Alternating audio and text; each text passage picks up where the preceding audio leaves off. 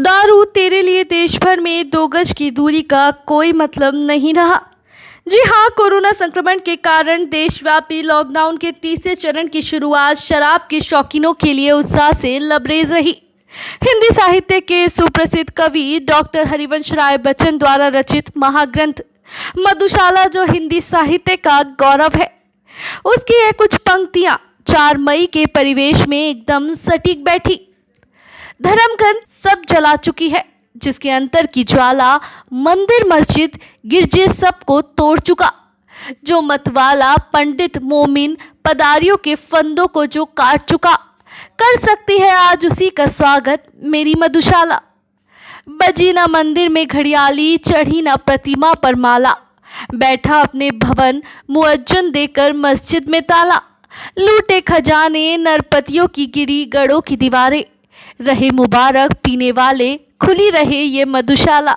जनता की सेहत के साथ खिलवाड़ के पहले भूल गए नेता कि वे जनता के मालिक नहीं सेवक हैं। वैश्विक महामारी कोरोना वायरस ने एक बात तो स्पष्ट कर दी है कि इंसान की इस ताकत को उसकी औकात दिखा दी कि आप धरती के मालिक नहीं हो, मेहमानों जैसे रहो।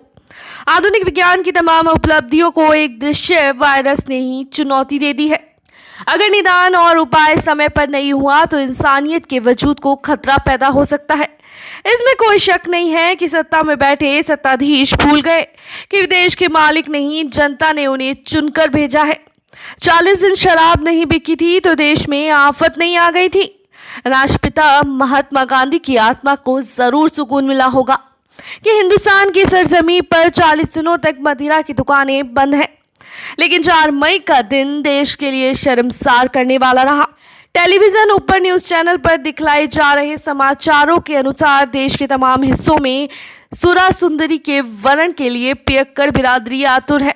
शिवालय बंद है, केदारनाथ में कपाट खुले तो भक्त नदारद थे क्योंकि उन पर सरकारी पाबंदियां थी कोरोना के संक्रमण को फैलाने से रोकने के लिए नाम पर।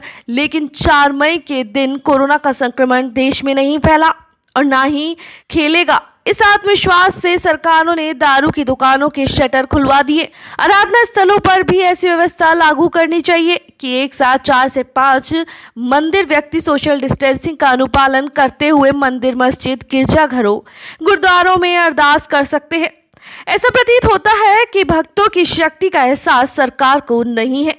राम और कृष्ण की भूमि पर आराधना के और तप के बल पर हजारों उदाहरण ऐसे हैं जिनसे बड़े बड़े संकट दूर हुए। लेकिन सरकार को तो अपना राजस्व बहाना था।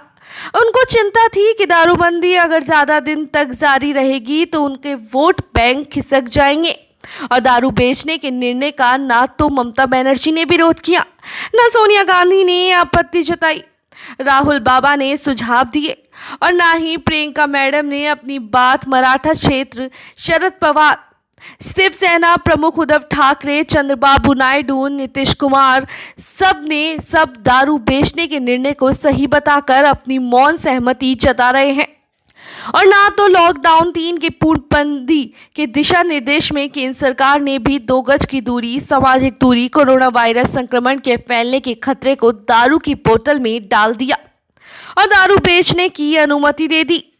4 मई का यह निर्णय देश में कहीं भारी ना पड़ जाए। 22 मार्च को जनता कर्फ्यू के दिन देश में कोरोना पॉजिटिव गिनती के थे, आज हजारों में है। उस वक्त मरने वालों की संख्या 10 के अंदर थी, आज 1400 पार कर गई है। वाराणसी कोरोना वायरस के महाभारत के बाद काशीवासियों ने भी पारण किया और दिल खोलकर खर्च भी किया।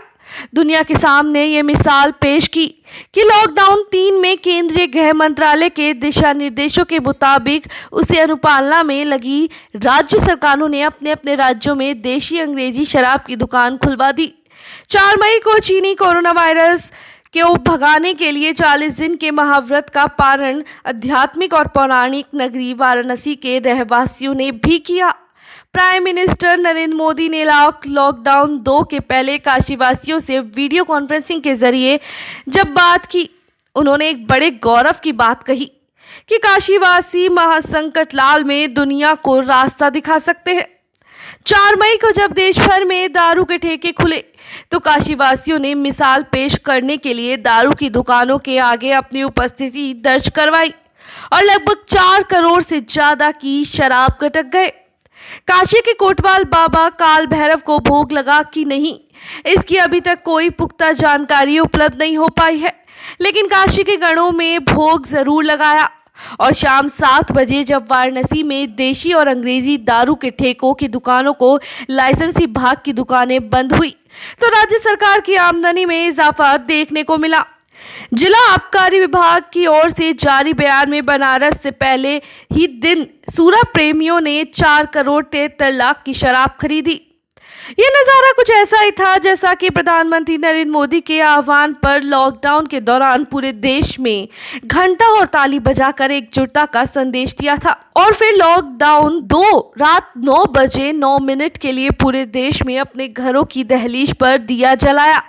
जब दुनिया डगमगा रही थी तो हिंदुस्तान जगमगा रहा था। और फिर 4 मई का दिन आया जब पूरे देश के साथ साथ काशी के लोगों ने भी शराब पियो महाअभियान के अंतर्गत अपनी उपस्थिति दर्ज करवाई। प्रधानमंत्री नरेंद्र मोदी के 2 गज की दूरी वाले मंत्र की तो यहाँ ऐसी धज्जियां उड़ी जिसकी कल्पना दारू बेचने के निर्णय के समय प्रशासन को भी नहीं थी। देसी दारू, अंग्रेजी दारू सभी ब्रांड बिकते नजर आए और कुछ 1-2 शराब पीकर गाड़ी ना चलाने के नियम की थी अवहेलना करते दिखे। कहाँ जा रहे हो? घर घर जा रहे हो? इतनी दारू कहाँ से पी के आए हो? है नहीं हैं? दारू इतनी काहे पिए हो? भाई गाड़ी तुम्हारी है? गाड़ी तुम्हारी है? क्या नाम है तुम्हारा? नाम बताओ, क्या है तुम्हारा? अग्रवाल। मनोज अग्रवाल नाम है तुम्हारा? अच्छा, तो अभी इतने लोगों को काहे पेल दिए तुमने? डिजायर में लड़ाया, इधर लड़ाया, उधर लड़ाया। कहाँ जा रहे थे? किस काम से निकले थे? घर जा रहे थे। निकले किस काम से थे? 40 दिन की तपस्या कोरोना वायरस को खदेड़ने के लिए की गई थी। यह हिंदुस्तान के इतिहास में पहला मौका था जब पूरा देश घरों के अंदर बंद था और नेता की अगुवाई में समूचा भारत एक अज्ञात वायरस के खिलाफ न जाने कब खत्म होने वाले अघोषित के लिए तैयार खड़ा था। पूरे देश भर में साबुन से हाथ धोने से लेकर मुंह पर गमछा बांधने से लेकर मास्क लगाकर एक नया दृश्य दिख रहा था। हजारों और लाखों की तादाद में पियक्कड़ ने अपने भी हाथ साबुन से धोए और गमछे से चेहरे आप बांधकर दारू की दुकानों पर जा खड़े हुए। सामाजिक दूरी बनाए रखने की बात जनता कर्फ्यू के समय से ही देश के लोगों को रटाई जा रही थी, लेकिन सुरा सुंदरी ने अपने इश्क में अपने प्रेमियों को ऐसा उलझाया कि परिवार और समाज के भविष्य की खैर फिक्र छोड़कर दारू खरीदने के लिए बनारस की गलियों में दारूबाज उमड़ पड़े। कईयों ने तो खरीदने के बाद समय जाया करना मुनासिब नहीं समझा और सार्वजनिक स्थलों पर दारू नहीं पीनी है इसका भी ख्याल नहीं रखा और वहीं ढक्कन खोल 2-4 पैक तो नीट ही मार दिए। हाँ, चकना जरूर नहीं मिला। कोरोना काल के महाकाल संकट दारू बेचने का नीति निर्धारण करने वाले अधिकारियों और नेताओं ने यहाँ थोड़ी चुप कर दे और चकना जिसे शराब के साथ साथ थोड़ा खाकर ऊपर से शराब पिया जाता है उसे बेचने की अनुमति नहीं दी। काश ऐसा हो पाता तो राज्य सरकारों की झोली के साथ साथ गरीब ठेले वालों का भी भला हो जाता, जो पहले सामान्य दिनों में दारू की दुकान के सामने प्याज, टमाटर, चने के साथ नमकीन मिलाकर चकना बेचते थे और उससे जो कुछ मिलता था उससे अपने परिवार के पेट की आग बुझाते थे। बड़े अफसोस के साथ ये कहना पड़ता है कि शासन करने वाले और नीति निर्धारण करने वाले ये भूल गए कि इस देश के मालिक नहीं है, वे जनता के द्वारा चुने गए हैं। उनको जनता ने सुशासन के लिए जनादेश दिया है। राजस्व कमाने की तमाम तरीके थे, दारू बेचकर ही राजस्व कमाया जा सके। इसके अलावा भी कई विकल्प थे। कांग्रेस के बीजेपी की शासित राज्यों की सरकारें हो या केंद्र की सत्तारूढ़ सरकार को इस निर्णय को लागू करवाने के पहले 1000 बार सोचना चाहिए था कि बापू के देश में 40 दिन की दारू नहीं पीते तो 40 दिन और नहीं बिकती तो कोई आफत नहीं आ जाती। जाहिर तौर पर एक बात तो साफ है कि कमाने की होड़ में सरकारें अभी और कुछ दिन दारू बेचने की कसरत करती नजर आएगी। इस भीड़ में कौन महामारी के संक्रमित और इसका पता लगाना बड़ा मुश्किल है।